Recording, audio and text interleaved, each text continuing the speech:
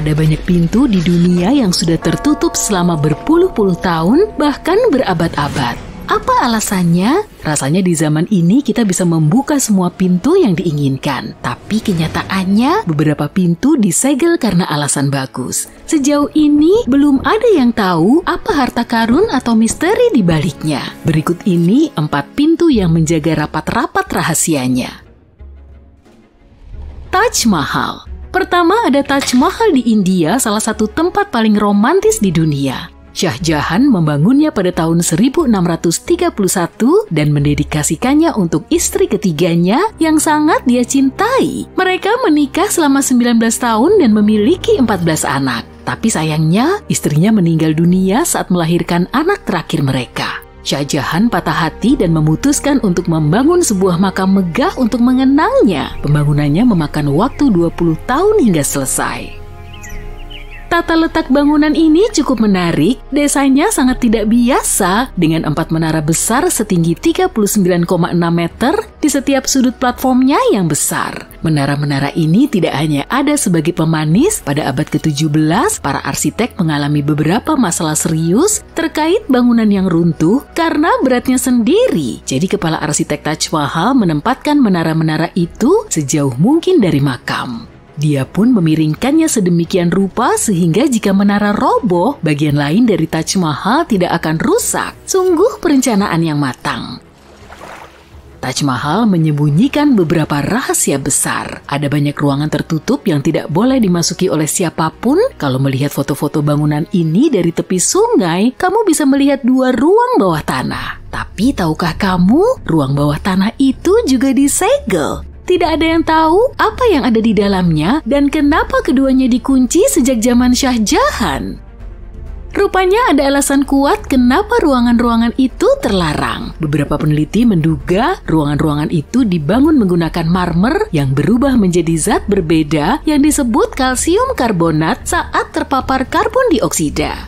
Dan jika itu terjadi, potongan-potongan kecil marmer akan terkelupas dengan cepat. Lebih buruk lagi, tidak ada udara yang masuk ke dalam ruang-ruang ini. Itu berarti kalau terlalu banyak CO2 menumpuk di ruang bawah tanah, 4 menaranya bisa runtuh.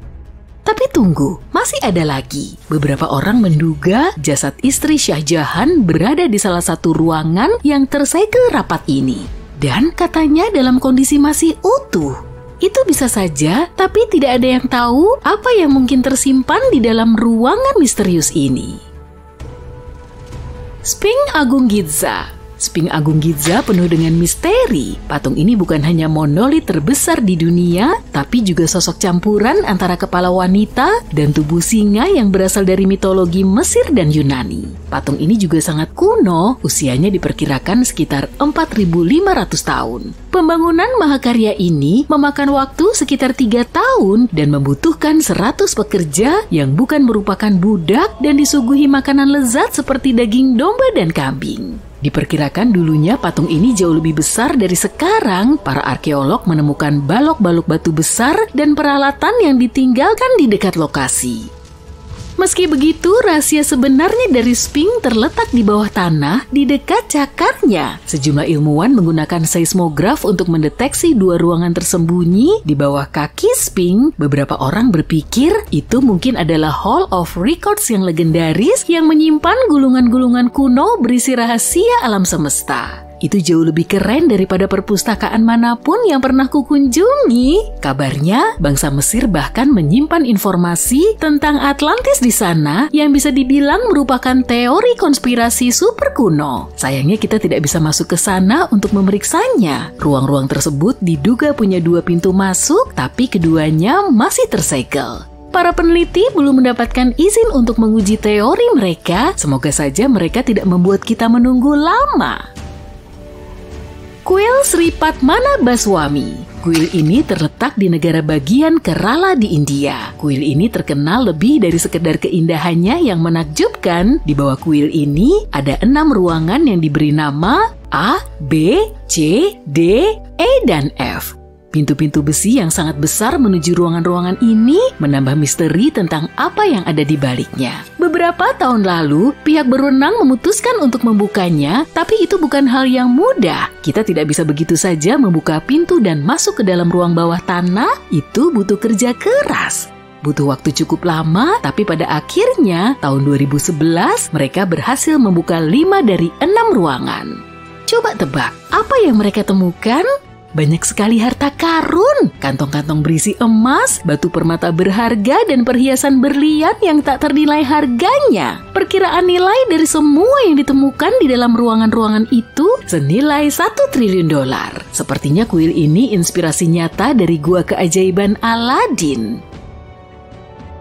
Tapi tunggu, tadi ku bilang 5 dari 6 kan? Apa yang terjadi dengan ruang terakhir?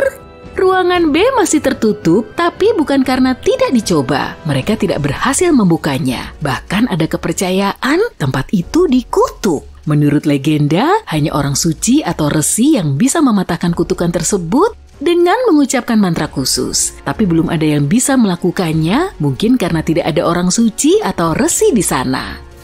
Ada juga rumor yang mengatakan bahwa pada tahun 30-an, beberapa penjara kuil mencoba memasuki ruang B untuk melakukan penjarahan. Tapi mereka tidak pernah mencapai targetnya. Rupanya ular-ular mengerikan muncul entah dari mana dan mengusir gerombolan tersebut. Tapi tentu saja ini hanyalah mitos belaka dan tidak ada buktinya.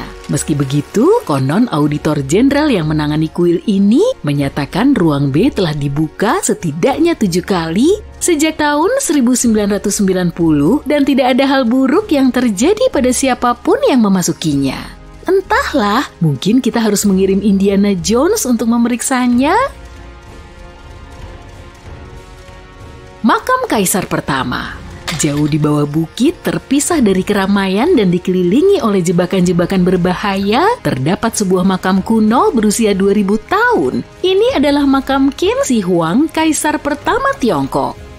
Dia lahir di negara bagian Qin dan menjadi raja saat masih anak-anak. Tapi setelah dewasa dan mendapatkan kekuasaan penuh, dia menyatukan negara-negara bagian Tiongkok kuno yang terpecah belah dengan menaklukkan semuanya. Setelah itu, dia menciptakan dinasti Qin. Ketika meninggal pada tahun 210 sebelum Masehi, dia dimakamkan jauh di bawah tanah di sebuah pusara yang sangat besar. Benar-benar besar. Pada tahun 1974, beberapa petani di Xi'an, Tiongkok menemukan sesuatu yang aneh saat menggali sumur, yaitu sebuah patung terakota tentara yang sangat besar. Penemuan ini memicu penggalian arkeologi ekstensif yang berlanjut selama lebih dari 40 tahun dan mengungkap koleksi ribuan tentara tanah liat. Hal yang unik dari para prajurit ini adalah masing-masing punya keunikan tersendiri, mulai dari gaya rambut hingga ekspresi wajah. Diyakini mungkin ada hingga 8.000 patung seperti ini, tetapi sejauh ini baru 2.000 yang berhasil ditemukan.